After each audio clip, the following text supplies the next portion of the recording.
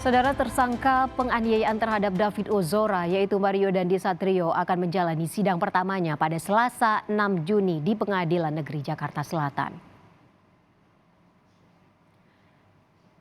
Selasa 30 Mei kemarin, Kejaksaan Negeri Jakarta Selatan telah melimpahkan berkas perkara atas nama Mario Dandi dan terdakwa Shane Lucas.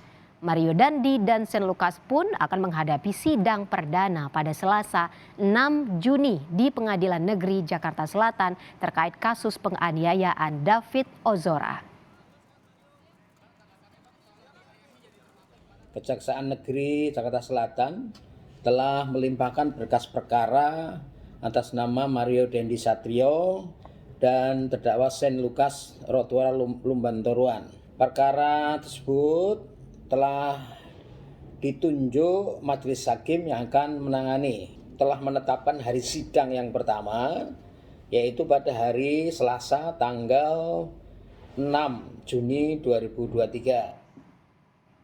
Humas Pengadilan Negeri Jakarta Selatan Juyamto menambahkan bahwa sidang Mario Dandi dan Shane Lucas atas kasus penganiayaan terhadap David Ozora akan dipimpin Ketua Majelis Hakim Alimin Ribut Sujono dengan hakim anggota Tumpanuli Marbun dan Muhammad Ramdes.